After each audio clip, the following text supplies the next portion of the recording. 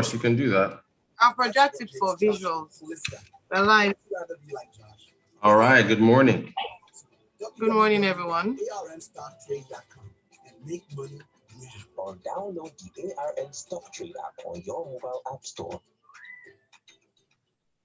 With critical focus on the Nigerian economy, we see the bigger picture. Business Express on Smooth 98.1. Business Express on Smooth 98.1. Brought to you by ARN. Local and global market opportunities safely at your fingertips.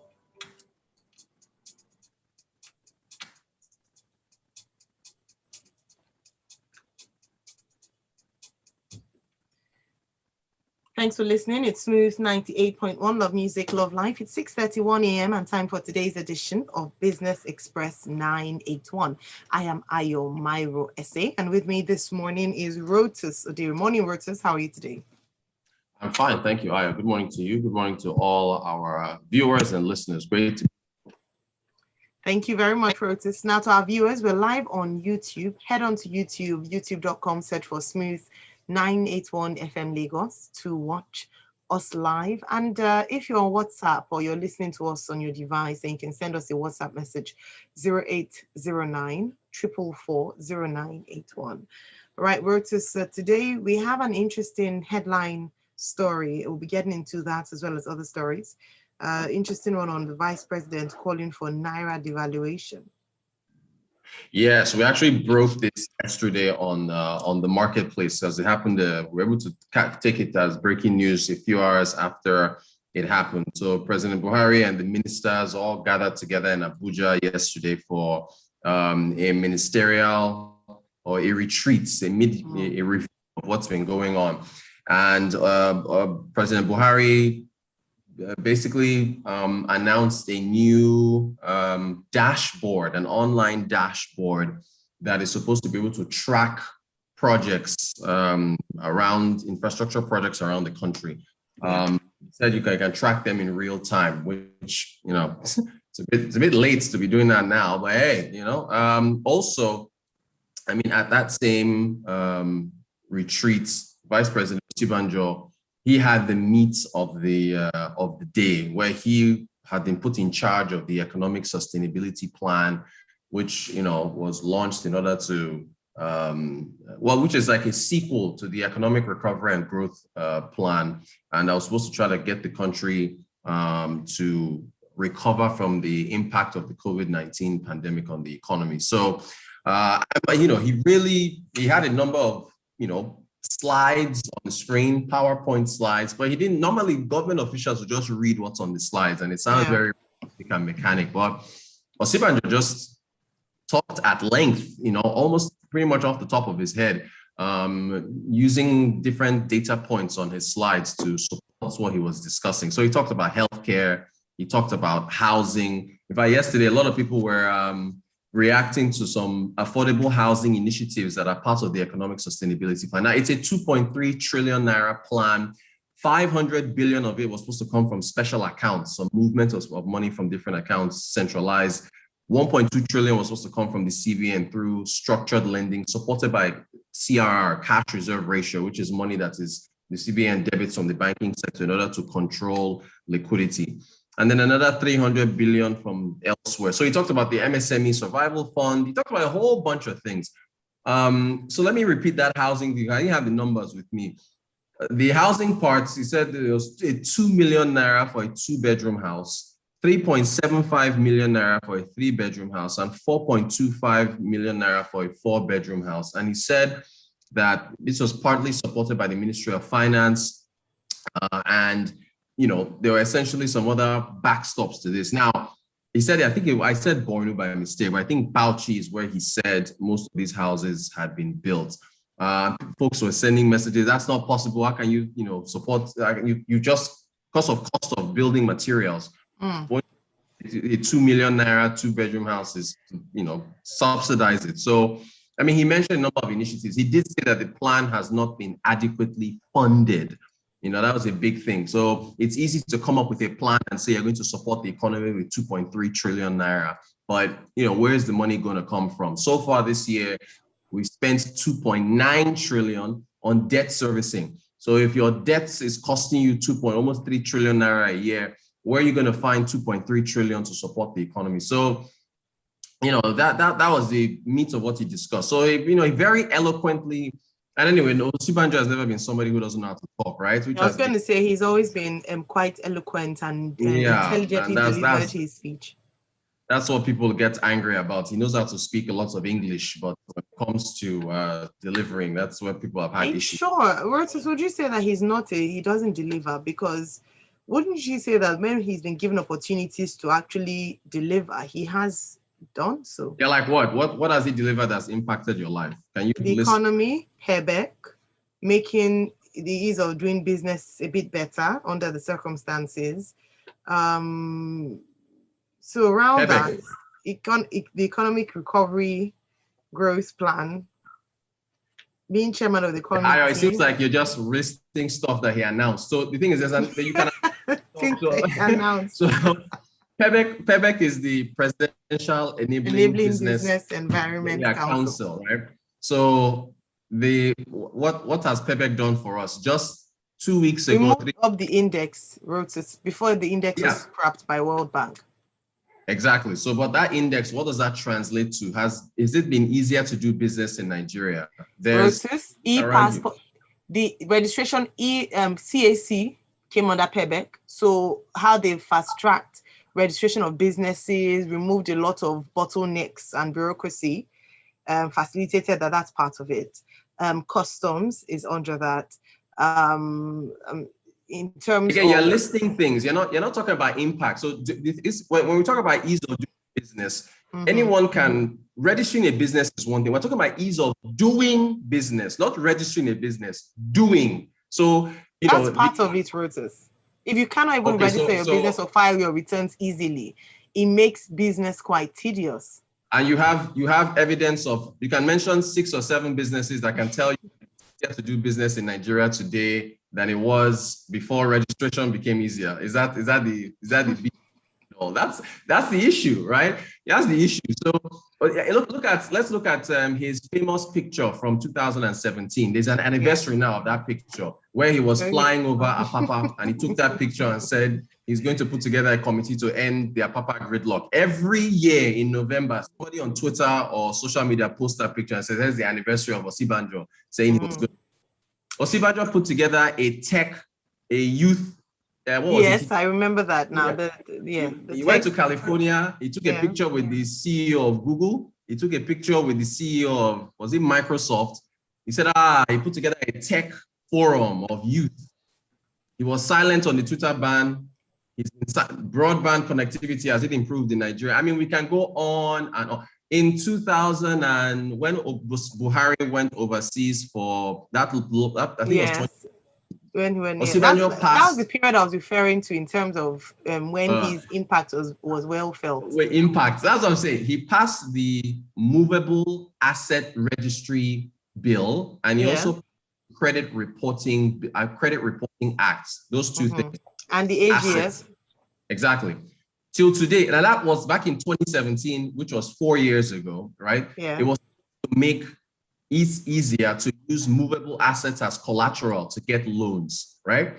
Who can get a loan at single-digit rates, or has borrowing become easier since then? It has not. Rotus, right? It's not just, that's not peculiar to Nigeria alone.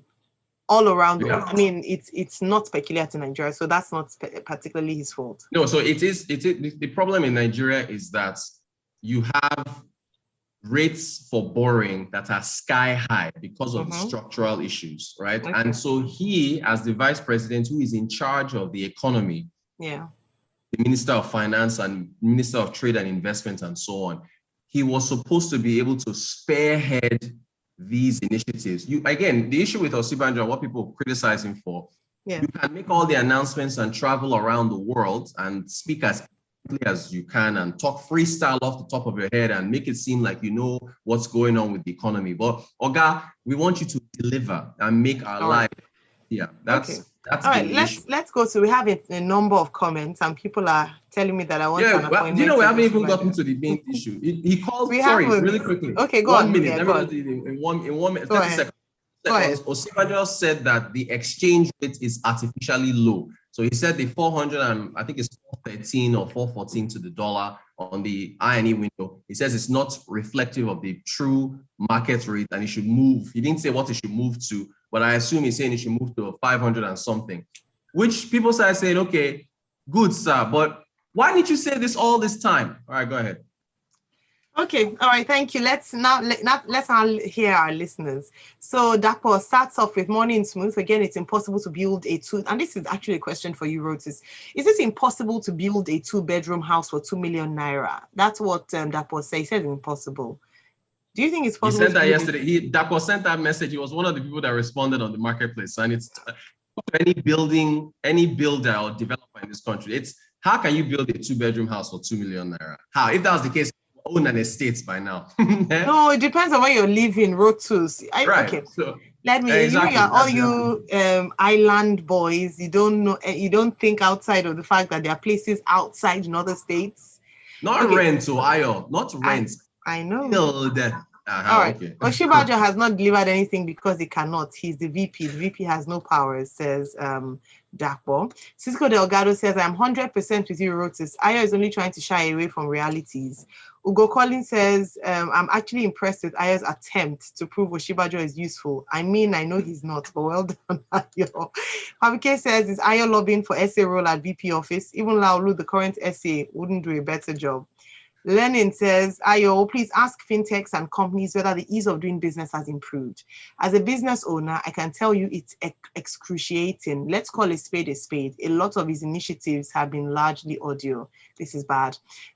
Prince says, Rotus, are you analyzing VP of Business News? I think he's done both. Thank you, Prince. And that's part of it because he is in charge of the economy. So there's no way we cannot talk about business without often referring to him. All right, and this one is from Nasser. Nasser said, in Nigeria, the president is absolute. The few times Osinbajo was in power, truly in power, he performed. Rotus needs to be fair and realistic. No VP outshines their principal, even in the United States. I'm not a member of APC, but he does not have the power. He's still in charge of the economy. Google it. Follow up in a tech issue is Microsoft committing to development strategy in Nigeria, says Nasser. Neju says, come on, Rotus, cut the VP some slack. I don't think even you will do better given given what he's got to work with. And then Zikolo says, thank you, Rotus, for hitting the nail on the head regarding the VP. Let's leave Ayo to be playing the devil's advocate. We're all in this together.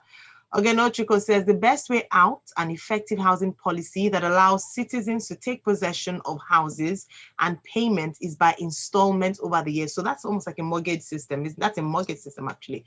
This was done by Jack Onde administration in Lagos State. Rotus, you're not saying anything. You're very quiet. Why? I'm letting you read all the messages. It's great. All right. Okay, let me continue reading. All right. Okay, so we have Yinka saying, now we know where Rotus's loyalty lies in Aso Rock, and it's obviously at the VP's office. 3.75 million naira for a 3-bedroom flat is not a Bauchi.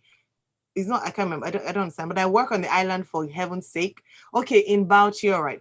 What happened to the large expanse of land between Ibadan and Lagos, or Agbara and Lagos, or Ekpe? Went to build houses in Bauchi, really? November 15 every year. That's what we celebrated. What is the date of that picture? In fact, we have some activities planned for this year's celebration. He says, I understand Rotus this morning should start fighting in Aso Rock. A gun is only as powerful as the person holding it. Then Ayola says, good morning, Rotus and Ayo. We need to understand that in a presidential system of government, the vice president does not really have much powers, except one that the president gives a free hand to do and execute a lot of things. You know Nigerian situation. The VP never gets any power to do anything.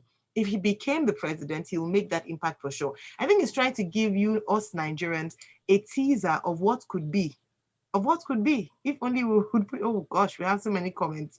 I don't know if we're going to be able to get through. We didn't even get to the exchange rates. Can you realize? So that was the main thing. We didn't even get to the exchange rates. Francis, please just say a line on the exchange rate before Prince comes to tell us that we only talked about the VP today.